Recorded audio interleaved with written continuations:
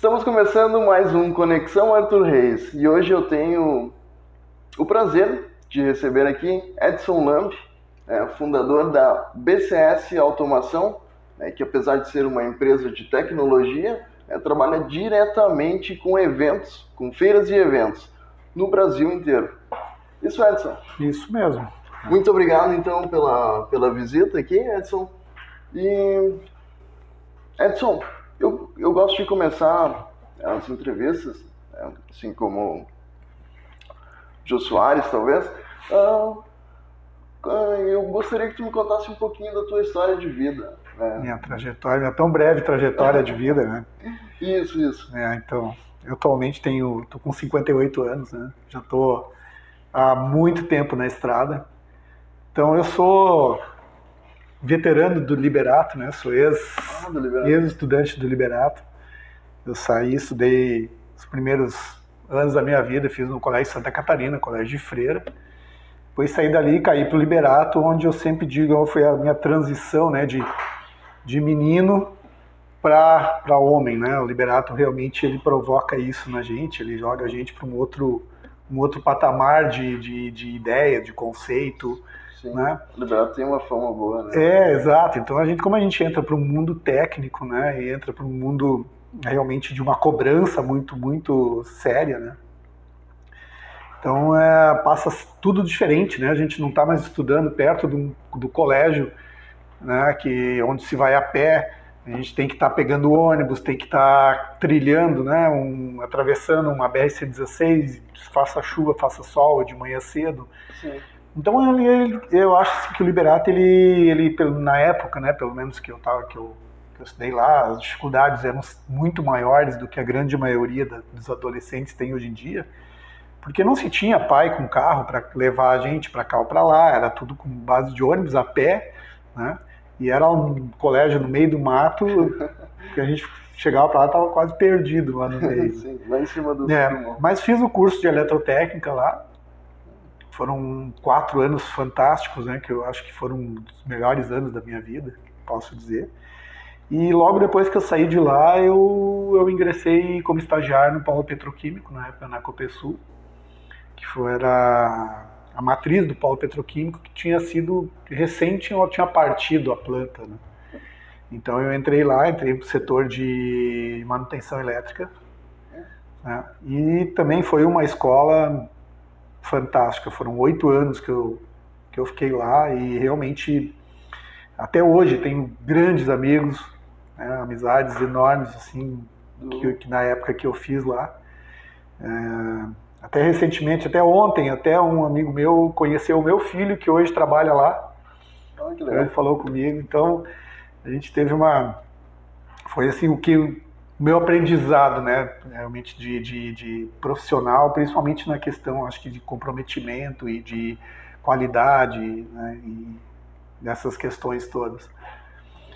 O Paulo, ele é bem regrado, né, ele é bem diferente, assim, É quase um quartel. Quase um quartel, porque afinal de contas tu entra lá, tu tem que estar uniformizado, tu tem que ter todas as regras e controles de segurança, porque é uma planta petroquímica que tem risco, né? Sim. E mais nós ainda que trabalhava com a parte elétrica, né, com manutenção elétrica, então a gente realmente tinha um compromisso nosso com isso, com segurança e com as coisas darem certo e não poder ter margem de erro, então ter que planejar tudo muito bem antes de executar alguma coisa, isso era uma cobrança constante pra gente. Então isso eu acho que foi um aprendizado muito, muito bom, muito bom. E depois que eu saí dali, abri uma empresa de instalação elétrica. Né? Na época nós abrimos, eu e o Rogério Fier, que também era um colega meu de lá, a gente abrimos a Pollux Engenharia, que é uma empresa que ainda existe aqui. A Pollux ainda existe aqui. Pollux, né, na época eu me orgulho até de ter dado o nome da empresa, que é o nome de uma estrela, né? Sim. E fundamos a empresa então, e começamos com alicate e a chave de fenda, né, a trabalhar. Sim. E chegamos ao nível até de ter quase 75 funcionários, contrato com Petrobras. E depois, na época, nós quando nós adquirimos o primeiro computador, a gente fez um contrato de manutenção, na época, com a empresa Microservice de Porto Alegre. E aí o técnico que nos atendia era de Novo Hamburgo, ele me conhecia também. Então ele me provocou e disse, olha, não tem nenhuma empresa em Novo Hamburgo que faça manutenção de computador, tu não quer? Quem sabe vamos abrir uma empresa também.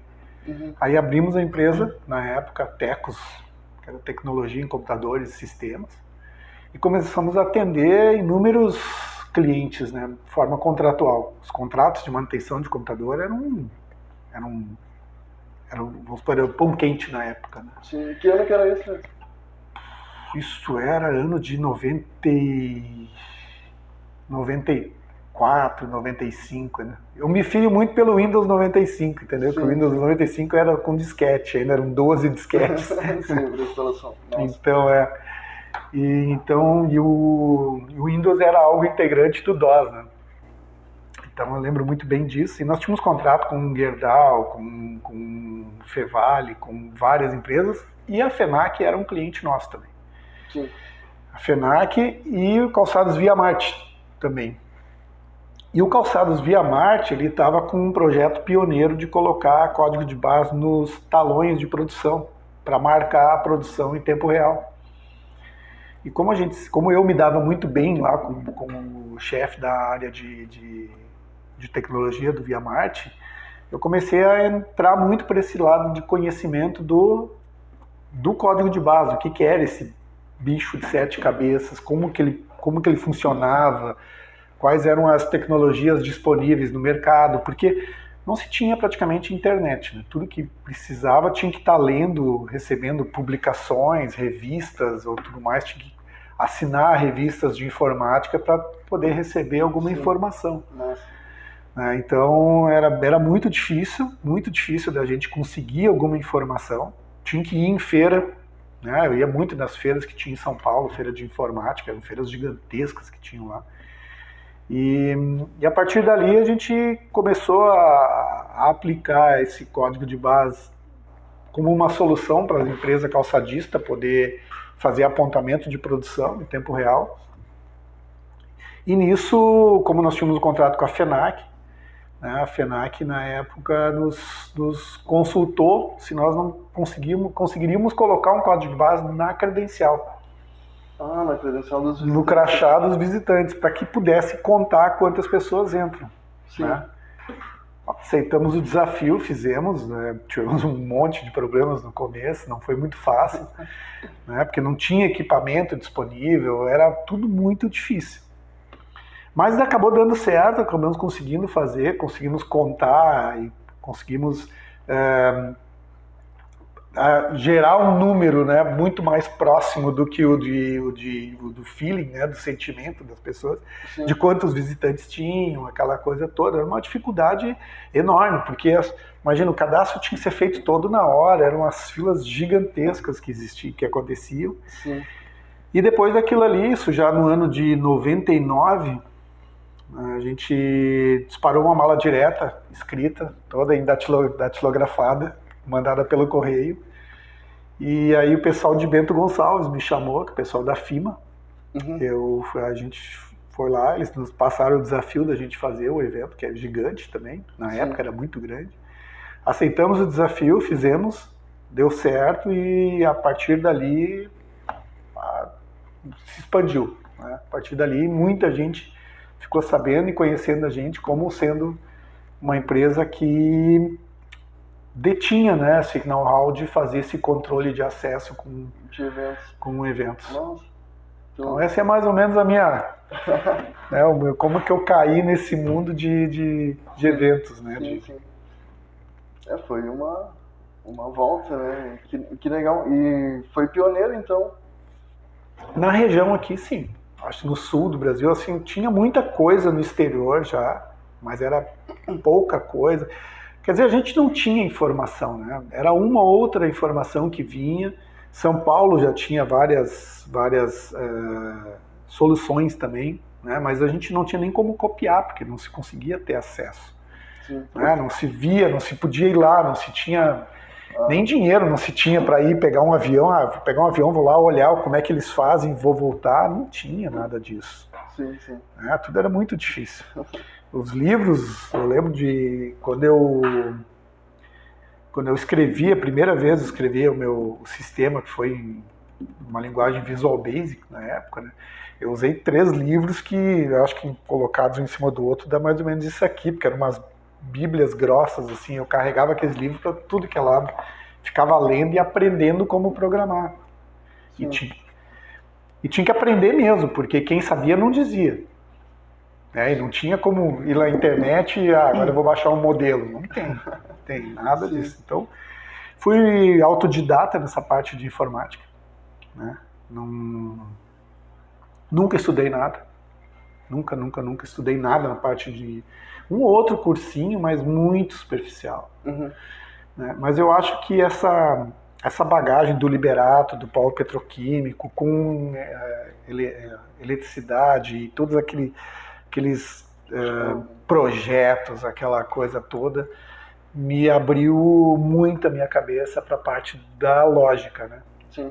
Da visão lógica da coisa. E eu acho que é o essencial para conseguir ter sucesso em qualquer projeto de tecnologia, principalmente. É ter o raciocínio lógico, né, do que precisa ser feito. Aí cabe muito bem aquela frase, né? Quando eu cheguei lá, era tudo mato. Mais ou menos. Mais ou menos por aí. Que legal. Então foi aí que nasceu a BCS, a tua empresa hoje.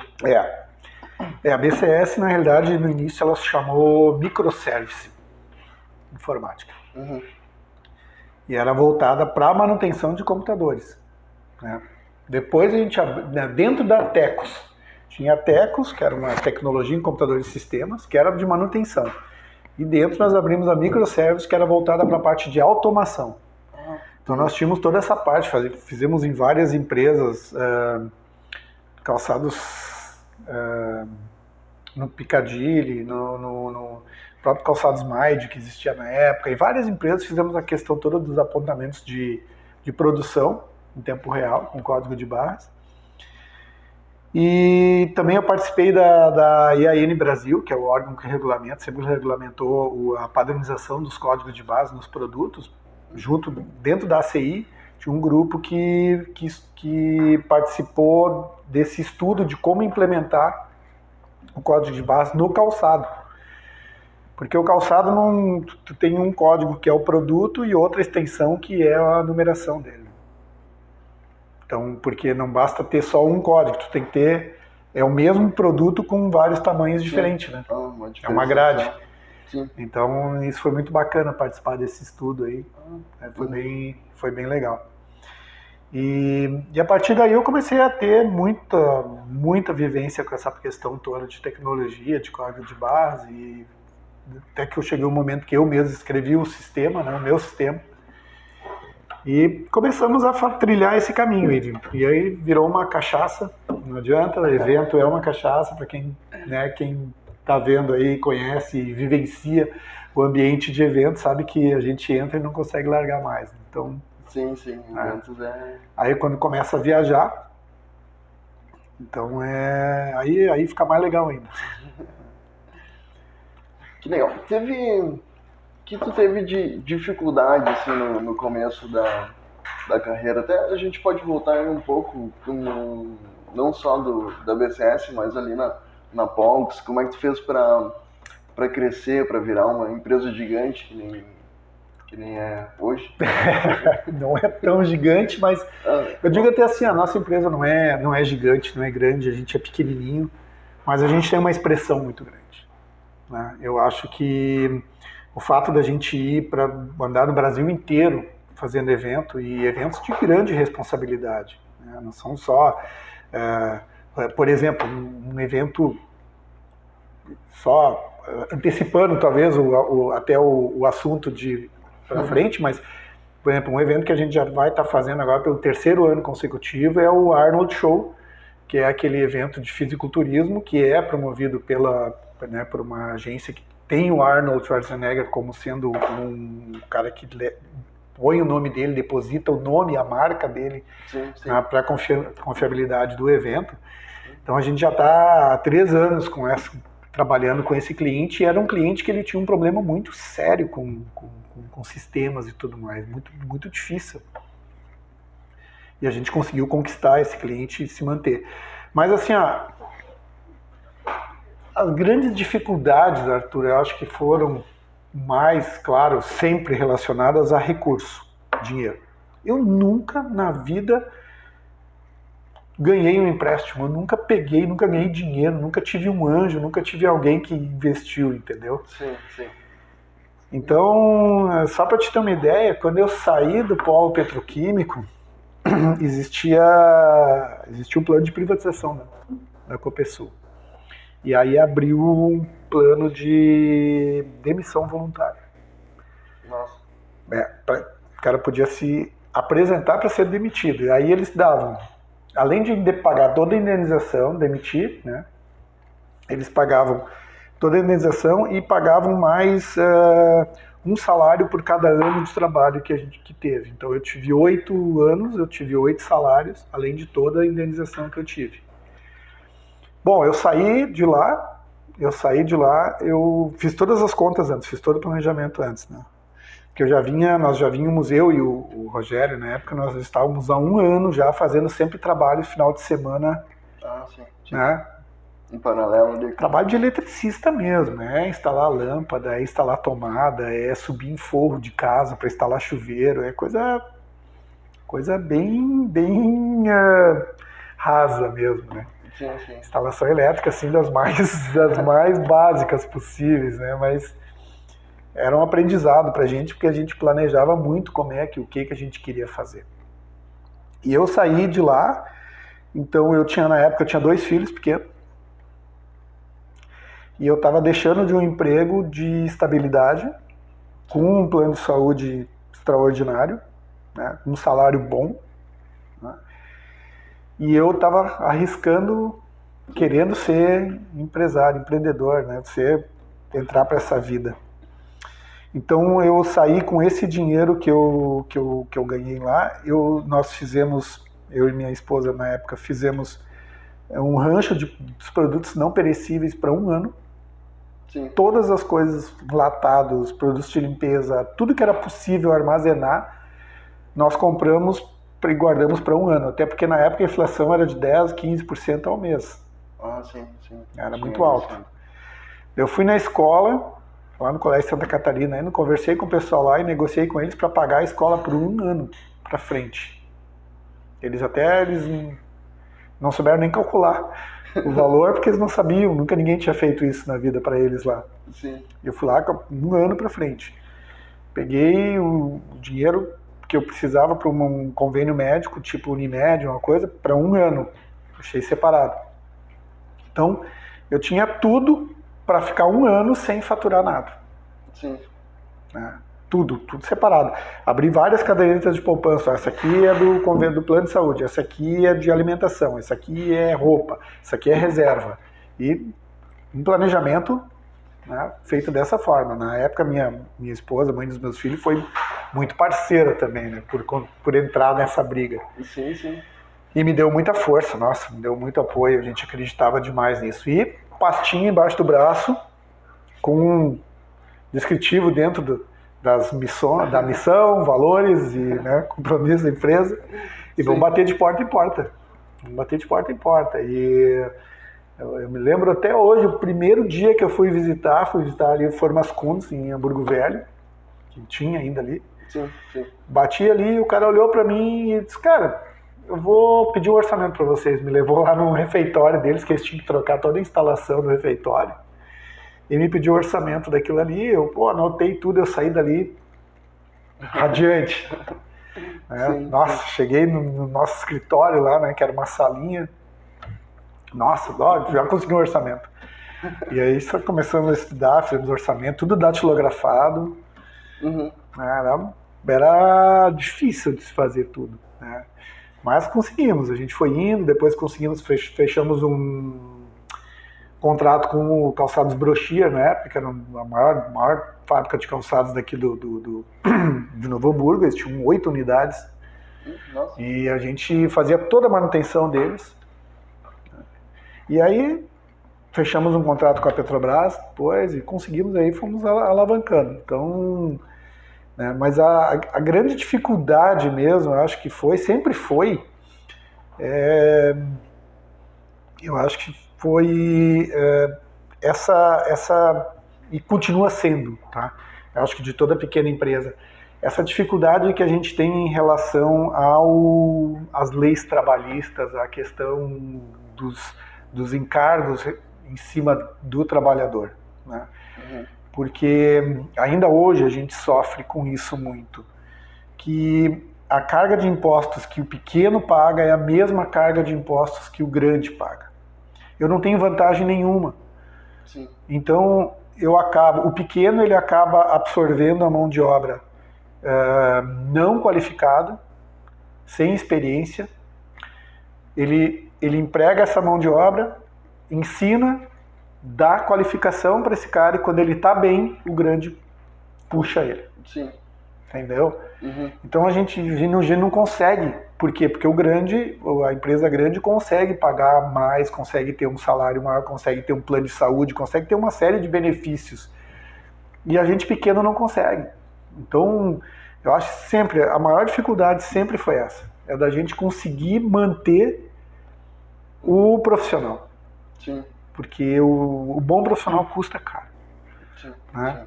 E como manter ele, como segurar ele, né? A gente não consegue. Esse é o maior desafio, acho que até hoje todas as empresas ainda continuam sendo. Sim. Né? A carga tributária que incide em cima do meu funcionário é a mesma que o da Gerdau, por exemplo. Sim. Né? Sim. Não tem eu não tenho como competir. Né? Eu não tenho como competir com uma SAP, por exemplo. A SAP vai oferecer para o meu profissional, nossa, um mundo, né, diferenciado em relação ao que eu posso oferecer para ele. Sim, sim. Então, fica meio desproporcional. Eu acho que essa é a maior dificuldade que tem, né, de hoje em dia de se abrir um negócio. E é comprometimento, né? É saber que, tudo bem, agora eu sou o dono do meu negócio. Que maravilha, não tenho mais horário para nada, faço o meu horário, saio a hora que eu quero, né? Chego a hora que eu quero. Tudo isso é mentira, né? Nossa ilusão. Né? Exatamente, tu sonha com a empresa, tu dorme com a empresa, tu faz tudo com a empresa. Sim. Tudo, não tem mais horário livre para nada. Né? Tudo na tua cabeça é para a empresa. E é difícil separar. É bem difícil, assim. Eu acho que passa a ter pequenos momentos de vida, ao invés de ter 30 dias de férias que um funcionário tem, né? Sim. Não tem mais. Isso já não existe mais para ti. Não sei mais o que é. O que são 30 dias de férias, eu não faço a mínima ideia. Eu acho que até ia ficar doente se eu tivesse que ficar 30 dias parado. Não tem. Sim. Que legal. Não consigo. Que legal. Aproveitando, Salttech, né, está patrocinando o Conexão agora. Então, se você quer economizar até 95% na sua conta de energia, né, manda uma mensagem para o Alessandro, da Salttech. Ele vai adorar conversar com você. Eu também quero aproveitar e falar da AtendeVip. AtendeVip você fala com a Fernanda, que é um plano de saúde por R$ 39,90 por mês. Edson, continuando, dificuldades, cara, muito bom, muito legal, né? Essa tua organização do primeiro ano. Do planejamento. Nossa, isso foi uma aula. Só isso já foi uma aula aqui no programa. E como é que foi o crescimento? Né? A gente falou de dificuldades, mas como é que... tu comentou um pouquinho, né, que foi meio de boca em boca no começo ali, principalmente da BCS, né? Que as empresas de eventos começaram a expansão, né? A gente, eu continuo assim, eu acho que hoje em dia a gente ainda continua com a mesma característica dos anos atrás, sabe? A gente praticamente não se vende, a gente é comprado, né? Felizmente. Sim. Assim, o pessoal vai ouvindo, vai sabendo e vai né, vão querendo saber quem que fez lá aquele evento. Por exemplo, agora como encerrou a FIMEC, encerrou a FIMA, Móvel Sul, poxa, as pessoas chegam, elas se deparam com um bom trabalho, normalmente, e aí querem saber, mas quem fez isso, quem é aquilo, como é que foi feito isso, né? Então isso aí, essa indicação, ela é muito importante. Sim. E eu acho que quando a gente caiu já, né, principalmente para a região sudeste, nós aqui, sulistas, e eu acho que até o pessoal do Nordeste também, a gente tem uma característica muito diferente da região sudeste, que dentro de São Paulo, Rio de Janeiro, aquele eixo ali, eles vivem num aquário, porque eles se mantêm com tudo, né, com o que tem de trabalho, a demanda lá é suficiente para que eles não precisem procurar nada fora. Sim. Né? Sim. Então, as soluções que eles têm, elas não são soluções tão práticas quanto a gente. Nós vamos ter esse mês agora um evento em Caruaru, que fica a 200 quilômetros de Recife. Pensa, agora imagina a situação, eu preciso mandar daqui de Novo Hamburgo um profissional com equipamento suficiente para fazer todo o serviço de atendimento dos expositores, mais atendimento dos visitantes, lá em Caruaru. Sim. Como que eu faço isso? Se eu considerar que eu vou mandar a minha equipe inteira para lá, ou vou mandar um caminhão de equipamento, o preço vai ficar inexequível. Sim, né? Sim. Então eu não posso, eu tenho que conseguir criar, eu tenho que ter uma estrutura, um planejamento, uma solução de sistema, uma logística toda preparada para que eu consiga executar aquele evento com um profissional só. Sim. E com o mínimo de equipamentos necessários. Né? Então, isso fez com que desde o começo a gente conseguisse ser muito competitivo. Mesmo saindo daqui e indo fazer um evento como agora, a equipe está lá no Rio de Janeiro fazendo um evento. Né? São 2 eventos que nós temos agora esse mês no Rio de Janeiro. Como que a nossa equipe consegue sair daqui e executar um serviço lá por um preço competitivo? Sim. Né? É exatamente isso, tendo essa logística muito bem elaborada, muito bem pensada. Né? Eu não dependo, eu tenho que ter tudo muito planejado, porque se faltar um cabinho de força para ligar um notebook lá, eu não tenho para onde correr. Sim. Né? Porque os eventos funcionam normalmente, a montagem no final de semana, e final de semana, claro, hoje em dia já mudou um pouquinho isso, né? Que tem tudo aberto, mas tempos atrás não se tinha. Se eu fosse fazer um evento em Bento Gonçalves, por exemplo, lá, 6 horas da tarde, sexta-feira, fechava tudo. Encerrou. Não tinha o que fazer. Né? Se precisasse um T para ligar um equipamento, não tinha nada aberto. Né? Então, acho que com isso nós desenvolvemos uma característica de conseguir trabalhar de uma forma muito enxuta. Né? E eu acho que isso é o que, né, os promotores de evento e tudo mais sempre quiseram muito isso. Não, eu quero aquele serviço, mas eu não posso desprender também um volume tão grande num credenciamento, numa parte de expositores. Né? Então a gente conseguiu, e isso fez com que fosse, né, cada vez mais sendo difundido. Né? E parceria. Eu acho que parceria é a chave do negócio.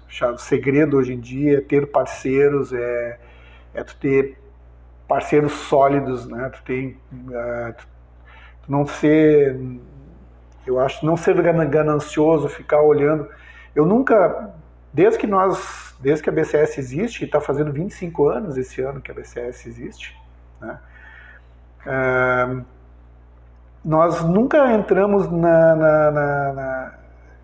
com a oferta do serviço de pessoal, de digitadoras, recepcionistas. Né? Nunca nós ofertamos esse tipo de serviço. Alguns clientes contratam isso de nós terceirizamos com parceiros, mas cada macaco no seu galho. Sim. Né? O que eu faço de bom é a parte da solução de sistema e a parte da organização. Né? A parte de pessoal eu não faço bem feito. Eu não sei fazer, não é a minha tarefa. Não sei fazer isso e não quero entrar nisso. Né? Então isso deixa para que outra empresa, outros profissionais possam fazer. Sim. Né? Bem focado no Exatamente. Sistema. Então é exatamente isso. E eu acho que lá em São Paulo houve, eu diria até que é uma promiscuidade, porque os caras fazem de tudo, de tudo. Então, e a gente não, a gente é focado só nisso, somente naquilo que a gente sabe fazer. Sim. Muito foco mesmo. Tanto é que no início da empresa, quando a gente ainda atendia os calçadistas naquela parte da produção, eu atendia os calçadistas e tinha o setor da parte de eventos também. E num determinado momento, olha, nós vamos parar de atender essa parte do calçado. Vamos ficar somente com evento, vamos focar em evento. Foco. Né? Sim. Isso aconteceu porque, assim, o evento estava rendendo mais ou não, acho que foi uma questão Acho que foi uma questão estratégica até de mercado, porque no setor do calçado, tinha muitas empresas com soluções, né, de software para gestão de calçado. E essas empresas estavam absorvendo esse know-how também de código de barras e tudo mais. Sim. Já no setor de eventos não tinha ninguém. Então, cara, vamos para o lado onde tem menos concorrência, digamos assim, ou melhor, onde a gente pode aplicar mais todo o conhecimento que a gente tem. Sim, sim. Então, acho que foi um tiro certo. Sim. Acho que foi um tiro certo. Que legal. Nós, recentemente nós passamos pela pandemia, né? Então isso praticamente ferrou, né, com o mercado de feiras e eventos. Como é que foi isso pra ti? Como é que tu sentiu isso, Edson? Doeu. Pô, doeu pra caramba. Sim, nossa. A gente, pra ter uma ideia, no ano de 2020, início de 2020, no início, em janeiro, nós já estávamos com 120 eventos programados pro ano. Sim. 120, são quase 10 eventos por mês. No Brasil inteiro. Uhum. Muita coisa, muita coisa. No início de 2015 eu adquiri um terreno, um lote, lá no Fevale Tech Park, em Campo Bom. Sim, sim. Com o objetivo de fazer a sede lá. E eu sempre tinha por sonho isso, né? Fazer um prédio legal, bacana, onde eu pudesse, sextas-feiras, ter um happy hour, fazer com o cliente, convidar o Arthur, convidar o pessoal para ir lá, ter uma mesa de sinuca, fazer uma coisa bacana, sabe? Que eu pudesse fazer eventos dentro da minha empresa. Sim, sim. 2015, então. Iniciamos em 2016, eu iniciei as obras. E em fevereiro de 2020, nós entramos lá. Capaz. Fevereiro. E em março fechou tudo, né? Março a gente trabalhou ainda, o mês todo. Mês de abril, lockdown. Sim. Mês de maio, desmantelamento de toda a equipe. Só alguns ficaram, outros realmente tive que dispensar, não tinha como ficar. Sim, sim. Né? Mas aí tava com um prédio de 300 metros quadrados, 4, 5 pessoas só, na expectativa de que isso fosse durar talvez até o final do ano, só algum tempo, mas não, foi bem acima disso. Né? Um faturamento de 10% só do que faturava, né? Uma dificuldade enorme realmente. Por sorte, eu sou bem das antigas, né? Eu sempre que eu posso, eu tenho uma reserva para que eu possa me assegurar de algum momento de dificuldade. Né? Eu não sou do tipo que já entrou algum recurso, eu já saio gastando, viajando, comprando, adquirindo. Não, é a empresa em primeiro lugar, é meu fluxo de caixa em primeiro lugar. Sim. Tanto que são 25 anos, eu nunca paguei um título atrasado, eu nunca paguei uma conta atrasada. Talvez alguns economistas até diriam assim, porra, mas que isso? Né? Não, o mercado funciona desse jeito, né? Sei lá, tu tem que reinvestir, tu tem que fazer isso, tu tem que fazer empréstimo, tu tem que buscar recurso. Não, eu sempre trabalhei do método mais tradicional, né? Sempre me sentindo, olha, não, eu tenho um recurso disponível para tantos meses de uma sobrevida de tantos meses da empresa. E sempre trabalhei com a ideia de ter no mínimo 6 meses do meu custo fixo que eu possa ficar sem faturar nada. Em 6 meses eu consigo me manter. Sim. Poxa, eu tava com isso, né? Eu tava com esse caixa, vamos supor, dessa forma. Então eu pensei, 6 meses vai passar. Sim. Não passou. Foram 18, né? Aproximadamente. Não passou. E foi difícil. E se não fosse a colaboração de muitos clientes, né, que continuaram mantendo o contrato, eu tive cliente que realmente chegou a me emocionar, até de clientes que tinham cancelaram o evento e mesmo assim eles pagaram o evento pra gente. Sim. E pra ficar assim, não, quando a gente for fazer o evento, daí vocês executam ele para nós. Uhum. Né? Então, nossa, foi assim, é uma prova, né, de confiança que se tem e tudo, muito grande, do cliente fazer isso pra gente. E todo mundo sabendo que todo mundo, né, os próprios clientes, estavam todo mundo no mesmo barco, todo mundo cancelando tudo, uma dificuldade realmente sem saber o que fazer. Sim, foi um caos, né? Eu cheguei em junho, julho de 2020, agosto, setembro, mais ou menos, aquela ideia ali, eu estava realmente psicologicamente abalado. Porque não foi só isso, Arthur. Eu ainda por cima, no início do ano, eu descobri que eu estava com uma obstrução numa artéria. Nossa, para ajudar. Para ajudar, né? E tudo que se ouvia falar é que quem tinha problema cardíaco, algum problema cardíaco, estava mais propenso a ter riscos, né, um comprometimento sério com a Covid. E imagina, e eu descobri que eu estava com 73% de uma das artérias obstruídas. Isso bem no início de março. E eu não podia fazer a intervenção porque os hospitais estavam todos fechados. Sim. Não tinha como fazer a intervenção. Que era colocar um stent, né? Uhum. Então imagina como é que estava a minha cabeça. Sim. Imagina o jeito que estava. Sim. Externo e interno. Nossa senhora, estava assim num estado que eu realmente não... Eu peço desculpas para todo mundo que estava perto de mim, porque eu estava intragável, né? Assim, eu estava muito chato, realmente muito preocupado, né? Tanto comigo quanto com tudo que estava acontecendo. Mas aí a gente conseguiu, eu acho que assim, com os colaboradores que eu tenho hoje, os principais colaboradores, né, que ficaram comigo, eles pegaram junto, né, mantiveram, a gente continuou trabalhando todos os dias, eu não paramos nenhum dia, deixamos de ir nenhum dia na empresa. Né, felizmente também, acho que eu dei alguns passos para trás, e a minha interpretação sempre de dar passos para trás, isso estrategicamente nos negócios, eu acho que sempre, né, a pessoa tem que levar isso consigo, de que às vezes tu precisa dar uns passos para trás, para que tu consiga correr e pular alto. Né? Se tu não fizer isso, não adianta, tu não vai conseguir pular. Né? Tu tem um objetivo, tu tem um obstáculo na tua frente, se tu não recuar, tu não vai ter força para pular aquilo ali. Né? E foi o que a gente teve que fazer. Sim. Então eu consegui, tinha um amigo meu que estava expandindo bastante, trabalha com marketing digital, lá no Tech Park.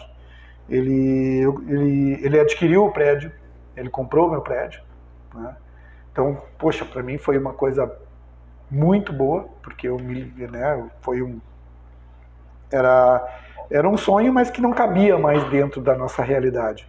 Sim, sim. E aí nós fizemos um acerto, ele fez uma proposta comigo e tudo mais, e ele assumiu, e eu retornei ao prédio antigo, que eu não tinha me desfeito dele, reformei, vamos começar tudo de novo, voltamos, não tem problema nenhum. retornamos de novo, né? E agora estamos lá, de vento em popa novamente, né? Sim, sim. Acho que conseguimos superar bem. Para nós foi bom, né? Eu não posso me queixar. Foi difícil, foi muito difícil. Comi patrimônio, né? Mas a gente evoluiu bastante. Acho que a nossa evolução realmente ela se deu porque a gente conseguiu resolver alguns problemas que a gente tinha, né? Principalmente de vícios de equipe, pessoas que já estavam há muito tempo que saíram, revisão de muita coisa que a gente tinha que parar para fazer e a gente nunca parava. Sim, né? sim. Então a gente conseguiu dar uma... Teve um tempinho. Sim, a gente conseguiu... Eu acho que conseguimos realmente dar ter uma evolução. Né? Aprendemos a crescer com a crise. Né? Uhum. Acho que isso foi importante. Muito legal, Edson. E agora, Edson, a retomada, né? Como é que tá isso? Tá sendo mais desafiante do que o durante. Felizmente a gente está com uma carga enorme de solicitação de eventos. Eu acho que parece uma largada de corrida de cavalo, sabe? Tá todo mundo correndo, querendo fazer, todo mundo quer fazer o seu evento. Sim. Então... Ficou represado, né? Exato. Né? Alguns tendo que entregar, de fazer entrega, né? E daquilo que tinham vendido, mas outros por realmente executar, porque o setor está precisando, tudo está precisando, o mercado está precisando e todo mundo querendo evento. Né? Eu acho que uma lição muito grande que a gente tirou disso tudo, que antes da pandemia existiu aquele boom, aquela explosão das startups. Era startup para tudo que é lado, startup disso, startup aquilo, startup. Nossa, quando iniciou a pandemia, se iniciou com essa ideia do digital, a ideia do evento digital, não, porque o evento vai ser digital, a partir de hoje nunca mais vai existir evento físico, né?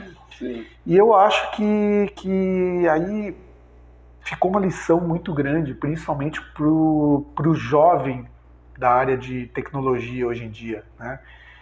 Que ele viu que, cara, tomar uma cerveja com um amigo virtualmente não é a mesma coisa que tomar presencialmente. Sim. Né? Comercialmente a gente já fazia, as empresas já viviam num mundo digital, porque era tudo por telefone, por celular, por fax, né, e-mail, todas as transações comerciais elas eram feitas dessa forma. Né?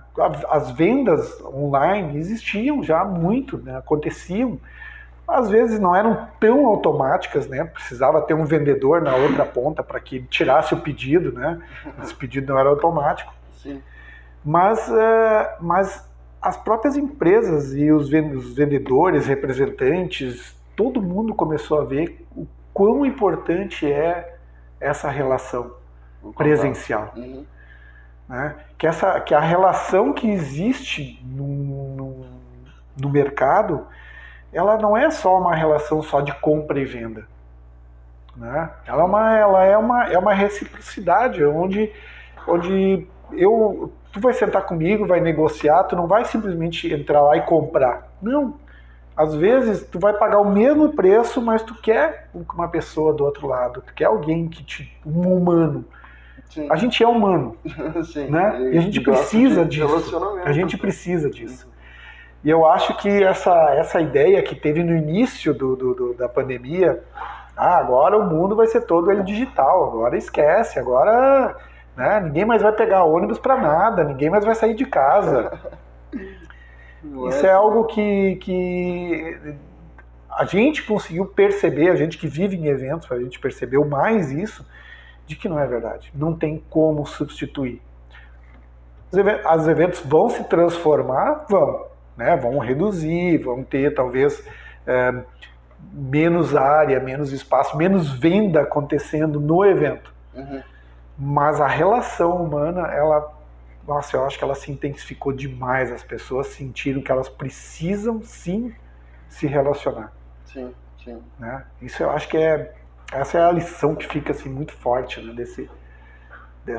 dessa pandemia, né, que a gente, e não é porque eu estou puxando a brasa pro meu lado, né, de evento, que tem que ter evento, é porque a gente precisa realmente, né, desse contato, dessa relação, olho no olho, perceber como é que a pessoa fala, como é que ela age, como é que ela se manifesta. Sim, sim. Né? Isso é comercialmente extremamente importante. Né? Muito legal, Edson. Edson, e umas curiosidades agora, né? Qual o melhor evento que tu já fez, assim, na tua visão, assim? Aquele que dá mais tesão de fazer, ou o melhor? Olha, Não sei se dá pra falar só um, né? é meio difícil. Eu acho que são muitos eventos. Muitos, né? Mas eu acho que um que eu sempre falo, assim, um que nos causou assim realmente uma surpresa, até foi o evento que a gente teve o recorde de público num dia, né? Que foi uma Febratex em Blumenau. Se eu não me engano, foi no ano de 2016. Foram 4 dias de chuva torrencial. O credenciamento montado embaixo de lona, porque não tinha espaço dentro do pavilhão. Todos os dias nós tínhamos que cobrir os equipamentos e tirar com plástico e tudo mais para não correr o risco deles molharem durante a noite. Sim. E filas se formando embaixo de toldos, né, de lona. Então, e mesmo assim nós chegamos num dia, se eu não me engano foi no segundo ou terceiro dia, nós passamos de 12.500 pessoas únicas daquele dia. Sim. É gente pra caramba pra colocar dentro de um pavilhão do tamanho da que é do Blumenau. Então, aquilo ali realmente desprendeu de nós assim um esforço além do normal, né?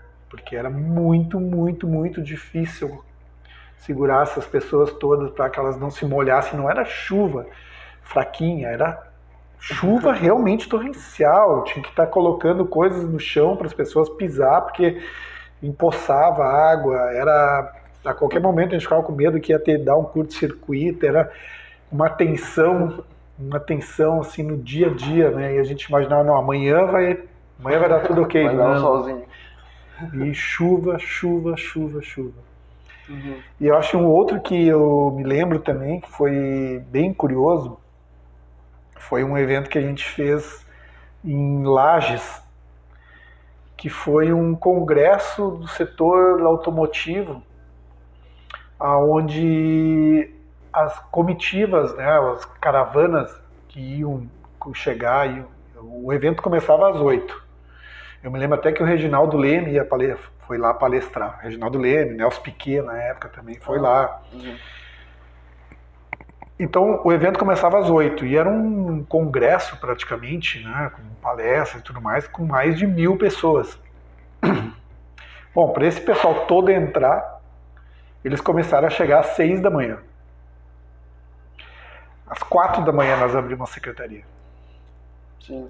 Imagina, a gente abriu a secretaria do evento, o credenciamento do evento às 4 horas da manhã. Porque já começou, porque ia ter um café, inclusive, para quem vinha de longe, os ônibus que vinham de longe, eles iam ter um café para tomar, um lanche, e depois eles iam entrar para o congresso. Né? Então, 4 horas da manhã nós começamos a atender na secretaria. Pensa, era o sol nascendo, 5 e pouco da manhã, 5 e meia, o sol nascendo, e nós ali trabalhando na secretaria também numa lona do lado de fora, mas é algo que inusitado, realmente é muito estranho, tá? Esse horário da manhã, tá certo que a gente madruga sempre nos eventos, né? Mas não às 4 da manhã e começaram o atendimento aos visitantes, né? Realmente foi curioso. Interessante. Evento, né, que a gente fez de curioso também, foi um evento de uma feira de produtos para funerárias, né? Foi em Santa Maria foi até antes do caso da Kiss, mas foi é sinistro, né? No mínimo sinistro, porque tu vê as pessoas comentando sobre algumas coisas que não é o hábito do dia a dia da gente, né? Sim. Sobre maquiagem, sobre produtos para usar para enfeitar defunto, tipos de caixão, Sim. tipos de, sei lá, enfeites ou móveis, né, específicos para um velório, coisas dessa natureza, assim, que é um assunto que a gente sempre procura fugir, né? A gente não procura estar no dia a dia, aí tu tá vendo ali os caras expondo, né, as pessoas olhando caixões, olhando coroas, olhando essas coisas, tudo é muito estranho. Sim. É muito estranho. Tu te sente num ambiente fúnebre, assim. Mas é um negócio muito. Nossa, realmente um negócio que quem quiser investir em algum evento dessa natureza pode pensar, viu? Porque realmente é algo. Do futuro. É algo que não adianta, né? É um assunto que ninguém quer falar, sim, mas é um assunto que precisa ser falado e gira um mercado realmente muito grande, muito intenso, né, nesse mercado, que a gente tem muita coisa que a gente nem sabe que existe, né, por trás desse mercado.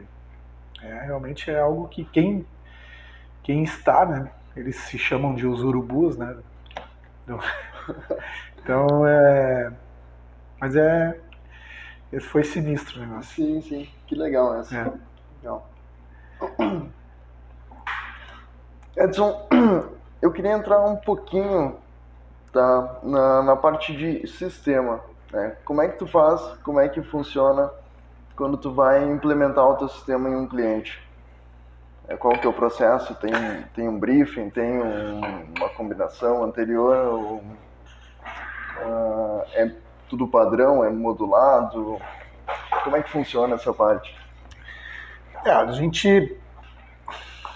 Porque eu já vi que tu falou que é tudo planejado, né? Então, assim, a gente...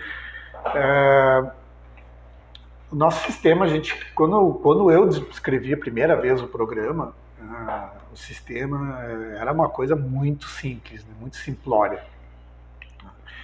Depois disso, contratando programadores, equipe de desenvolvimento e tudo mais, que a gente foi criando alguns recursos, né, dentro do sistema para que pudesse cada vez mais agilizar o credenciamento e a parte também dos expositores e tudo mais. Lembrando que na época, quando a gente começou, não tinha... A internet era algo discado, era algo complicado, não tinha celular com internet, o acesso à internet era bem restrito, sim, o acesso de pessoas de terceira idade ao computador era algo bem também complicado, as pessoas, aquilo era um bicho de 7 cabeças, né? Então, era tudo muito difícil, era um ambiente muito novo e até que dava até medo nas pessoas.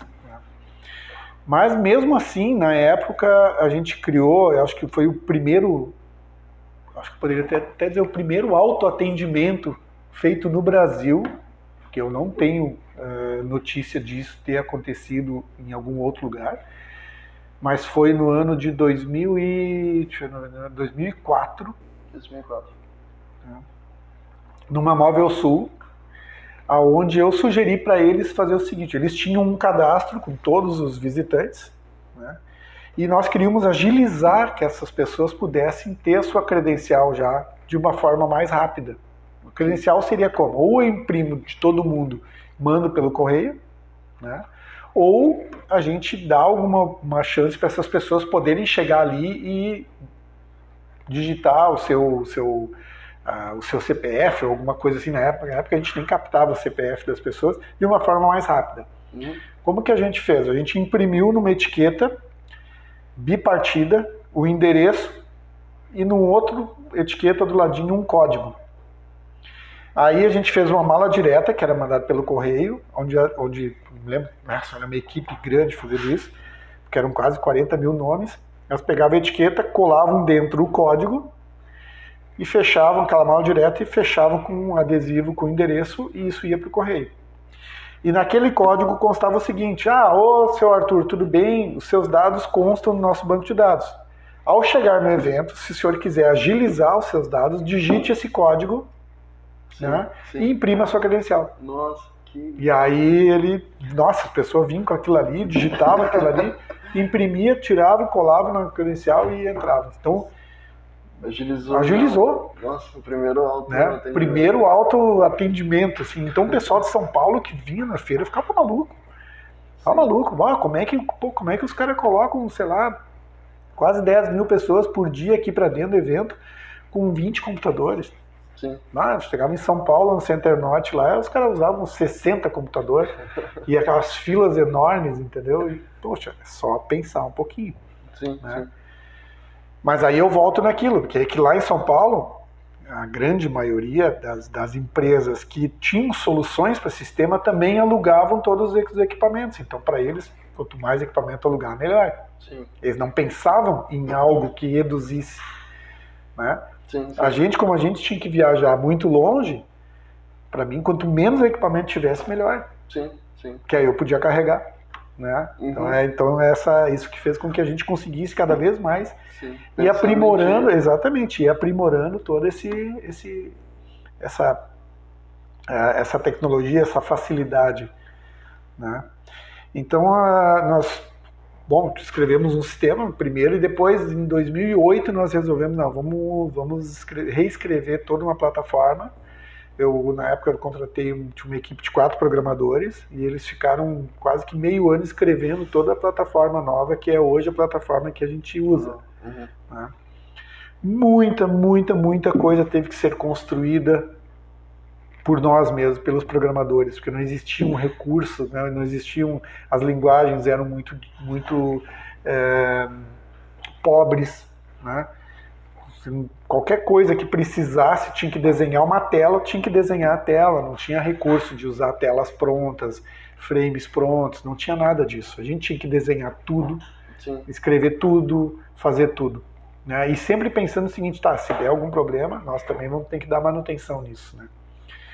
Então, se escreveu a nossa plataforma lá em 2008 e hoje essa plataforma está tão grande que pensar em reescrever ela talvez numa tecnologia mais nova é quase que não se sustenta financeiramente fazer isso. Né? A gente até já pensou que talvez tivesse aí novamente uns 4, 5 programadores trabalhando, talvez por um ano, talvez eles pudessem chegar próximos disso. Sim. Né? Nossa. Então isso nos trava um pouquinho, porque às vezes a gente sofre, né, com algumas restrições do sistema, com base de toda essa restrição que existe dentro da ferramenta. Mas aos poucos a gente vai melhorando, vai aprimorando ela, né, vai disponibilizando recursos, né, que nem sempre são vamos supor assim, eles nem sempre conseguem acompanhar a evolução que está hoje em dia, porque hoje em dia está muito rápido, né? Na época já não era tão rápido assim, mas hoje em dia a gente tem, a plataforma ela atende basicamente todos os tipos de eventos possíveis, né? A gente imagina que a gente consiga atender praticamente aí 80%, 90% de todas as variáveis, mas sempre os promotores de evento, eles sempre são muito criativos, eles sempre acham alguma coisa que poderia ter uma regra diferente. Sim. Faz parte do processo. Né? Uma adaptação. Exato. E a gente tem, então assim, isso reflete também diretamente no que a gente tem hoje em dia de concorrência, né? Até eu acho que antes a gente estava falando aqui, né, sobre isso, e a nossa maior concorrência hoje em dia, ela está mais na estética, na usabilidade do sistema, do que propriamente dito na solução. Porque com os recursos atuais de sistema que tem e com essa gurizada que eu falo, né? Mas essa pessoal assim que está mais trabalhando mais na inovação hoje em dia, nossa, eles têm recursos, ferramentas com recursos extraordinários e que eles conseguem fazer coisas lindas, maravilhosas, graficamente falando. Sim. E que interagem de uma forma tão fácil com o usuário, né? Que a gente que tem uma solução mais antiga, a gente perde em relação a isso. Sim. Né? Porque a gente não consegue, na nossa ferramenta, acompanhar isso tão rapidamente quanto, né, essas tecnologias atuais. Não, a gente não consegue. Sim, sim. Então, o nosso grande trunfo ainda está no nosso know-how, no nosso conhecimento que nós temos, na consultoria que nós damos, ao conhecimento que a gente tem, né, de como se faz o evento, de o que precisa ser feito. Sim. Então, quando um cliente nos solicita, olha, eu preciso de um evento, eu quero fazer um credenciamento para um evento que vai ser assim, assim, assado. Imediatamente a gente já está pensando nos problemas que a gente vai ter lá na hora de o pessoal chegar e precisar entrar. Então a gente já começa a direcionar, a questionar o cliente, a direcionar ao sistema para que ele facilite o nosso trabalho operacional. Sim, sim. Coisa de que quem não tem essa experiência, ele não consegue. Sim, exatamente. Né? Ele não tem essa visão. Né? E muitas vezes ele nem sequer se preocupa com isso, porque não é ele que vai executar. Não tem a antecipação, né, exatamente, exatamente. Então é comum, muitas vezes, nós temos clientes que dizem: eu usei uma plataforma disponível na internet, fiz todo o credenciamento lá, e agora eu quero que vocês realizem lá o evento no local, porque os caras não fazem local, eles só fazem a plataforma virtual. Daí nós, tudo bem. E tem como o visitante chegar lá e digitar o CPF? Não, eu não pedi o CPF, não coloquei o CPF. Sim, sim. Aí tu fica naquela, né, já fica... Vai ter que mandar carta. Exato. Então, mano, não tem como pesquisar pelo nome, sabe? Então, já fica uma série de porque o promotor, normalmente, ele não se preocupa com isso. Ele não tem, o negócio dele é vender o evento, é vender o espaço, é conseguir realizar o evento. Depois eu vou pensar como eu vou botar esse pessoal para dentro, né? Então, e a gente já tem, como a gente sabe que a gente é que vai sofrer, né? Os clientes vão reclamar de nós, porque o cliente chega lá, se ele tiver que esperar 5 minutos para retirar uma credencial, ele reclama de quê? Ele reclama do sistema. O sistema é muito ruim, o sistema é muito demorado. Vocês são muito fracos, coisa desse tipo assim. Então a gente se preocupa com isso. Sim, sim. Né? Então a gente já tenta captar com o cliente, quando ele faz essa solicitação de um evento, a gente já tenta captar todas as informações possíveis e direcionar ele já, orientar ele para que, olha, lá vai ser assim. Será que, né? Será que está certo tu fazer desse jeito, daquele outro jeito, ou dessa forma, ou, né, ou temos uma outra forma aqui melhor para fazer? Então esse conhecimento, né, essa vivência do evento é algo que a gente tem, eu acho assim, hoje é o nosso grande trunfo. Sim, sim. Né? A ferramenta, ela visualmente ela perde, né? Mas depois que a pessoa se ambienta com ela é bem robusta. Nossa, nós temos um cliente em Curitiba, que é a Associação Paranaense de Supermercados. Eles utilizam as ferramentas para todas as partes, inclusive para os cursos que eles dão. Né? Um curso dentro do sistema é como um evento para eles. Sim. Então, existem as inscrições para o curso, eles têm já mais, eu acho que em um ano, eles tiveram 130 e poucos eventos que eles mesmos cadastraram e formataram, eventos online, eventos gratuitos, jantares da diretoria, ver quem veio, quem não veio, associados que vieram, não compareceram, quer dizer, eles têm um histórico completo disso, né? Porque eles usam 100% a ferramenta, usam para tudo, eles não fazem um evento, uma reunião, às vezes, sem colocar no evento, porque ele fica registrado no histórico que naquele evento, quem participou, quem não participou. Então, um CRM completo. Exatamente, eles ficam com isso, eles têm esse histórico, né? Eu não vou dizer que é um CRM completo, porque existem ferramentas de CRM muito boas no mercado e a gente não é um CRM, né? Sim. Mas a gente consegue ter esse tipo de usabilidade, né? Tu pode usar ele como um CRM, saber quem veio, quem não veio e participou, né? Eu acho que como uma proposta de ter essa ferramenta para controlar isso dessa forma, quem esteve aonde, quando e como, sim. Né? A ferramenta ela dá todos os recursos disponíveis para isso. Né? Mas como eu falei, às vezes a gente sofre um pouquinho para aprender ela, né? Mas depois que pegou, é muito fácil de usar. Sim, coisa boa essa. Edson, a gente falou do meu último tópico aqui. Tem alguma mensagem, alguma palavra final aqui para deixar para os nossos espectadores? Olha, algum conselho, que são aí 58 anos, né, de idade, de vida. E empreendedorismo também, né? Isso é muito bacana. Eu acho que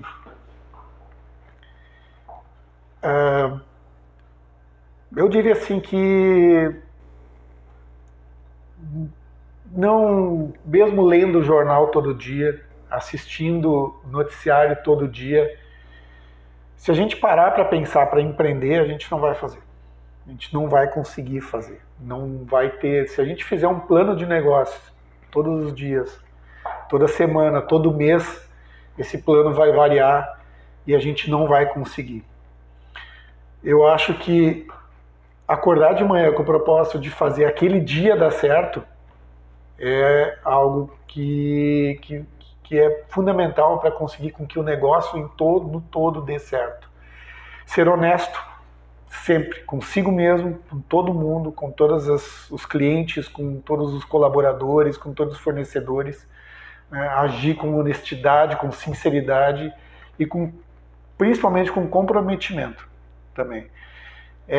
Saber que aquele trabalho, que aquilo que a gente assumiu o compromisso, ele não é um compromisso do meu cliente, ele não é um compromisso de uma outra empresa, ele é o meu compromisso de fazer dar certo, é o meu trabalho que está ali, né?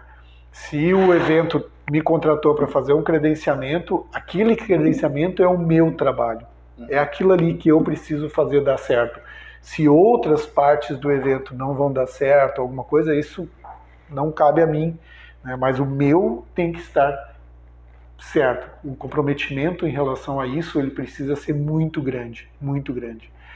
Eu tenho a felicidade de ter uma equipe muito, muito boa, pessoas muito comprometidas com isso, com o resultado, pessoas profissionais que puxam para si a responsabilidade de fazer com que aquilo que nós assumimos como compromisso dê certo, né? Não se olha a hora, não se olha o quanto que se ganha, não se olha nenhuma dessas variáveis, né, que estão ali. Nós temos um compromisso de fazer dar certo. Não se sentir bem quando alguma coisa não funciona. A gente não pode dizer que a gente nunca teve problemas ou que tudo sempre deu certo para nós. Aquilo que não deu certo, nós sempre aceitamos e olhamos como crítica para nós mesmos, para fazer funcionar e fazer melhor e fazer dar certo. Nunca escondemos algo que deu errado, né? Porque a gente entende que a gente é humano, a gente também erra. Então, com esses erros, nós melhoramos. Mas nós também nunca fugimos da briga, né? Quando alguma coisa não deu certo, o tempo de atendimento ou o tempo da gente conseguir a dedicação dada para fazer aquilo ali, para resolver aquele problema, sempre foi ao extremo. Sim. Nunca nos escondemos de nada desse tipo. Então eu acho que isso é fundamental, isso é uma lição para a vida que se tem, né? Pensar bem, planejar bem, ter um compromisso sério, né? A gente por um tempo a gente usou uma comparação nossa do nosso trabalho com o trabalho da NASA, por exemplo. Não, a tal dia, tal evento, tal foguete tem que partir, ele vai partir. Não interessa o que tu faça, ele naquele dia vai acontecer. Sim. O evento vai acontecer. Não adianta pensar, não, eu vou esperar mais um pouquinho, vou deixar. Não, o evento vai acontecer. Sim, né? sim. Tu precisa naquele dia. Pronto. Exatamente. Eu sempre uso um exemplo para os meus colaboradores. Quem é mais da antiga sabe que existe um comercial de televisão que era do Sedex, onde eles mostravam uma pessoa virando uma garrafa de água e virando e não tinha nenhum copo embaixo. A pessoa virando, quando a água começou a sair, o copo chega embaixo e a água cai dentro do copo. Ah, sim. Just in time. Exatamente. Então, assim, não adianta, tu tem que ter o copo, a garrafa vai virar, a água vai virar. É tua responsabilidade botar aquele copo ali na hora certa. Tem que colocar. Sim, sim. Né? Então eu acho que esse comprometimento, essa responsabilidade, essa coisa de, puxa vida, o evento é meu também, sabe? Sim. Eu acho que isso principalmente fez com que muitos clientes fidelizassem com a gente. Né? Problemas todos temos. Né? Vamos ter sempre. Né? Mas a forma como tu encara esse problema, a forma como tu resolve esse problema, que eu acho que é o fundamental. Sim, né? sim. Não dar pouca importância para algum problema. E eu acho que estar aberto também para participar do todo.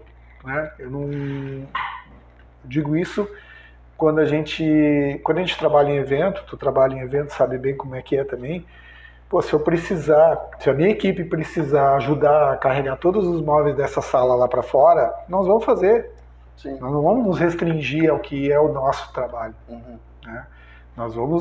Estamos comprometidos com o todo para funcionar. Com o evento. Né? Com o evento todo. Uhum. Né? Acho que esse comprometimento, eu acho que é a palavra que mais seria assim, expressaria mais a vida da BCS, da equipe da BCS, né? Com tudo que foi feito até hoje e com o que a gente ainda vai realizar. Sim, fantástico, Edson, fantástico. Mais alguma coisa, Edson? Não, por hora isso, eu queria agradecer, né, principalmente aí o Arthur, o convite que foi feito. Eu adoro falar do que eu faço, adoro realmente contar as histórias, e a gente poderia aqui ficar, né, usar da paciência de quem assiste aqui por muito mais tempo, mas vamos deixar isso para uma outra oportunidade, né, da gente contar mais outras histórias. Não, com certeza, com certeza. Conversamos então com o Edson Lamb. Muito obrigado, Edson. Que agradeço. A gente já estava querendo essa tua visita aqui há um bom tempo, né? A pandemia que adiou, mas eu tenho certeza que valeu bastante a pena. Legal. Muito obrigado. O Conexão tem apoio da Salttech. Então, conversa com o Alessandro ali para ter 95% de desconto na sua conta de luz elétrica. E também conversa com a Fernanda para você mudar o seu plano e vir para Atende VIP. Apenas R$ 39,90 por mês. Esse foi o Conexão Arthur Reis. Um abraço, até o próximo vídeo. Obrigado, Edson. Obrigado.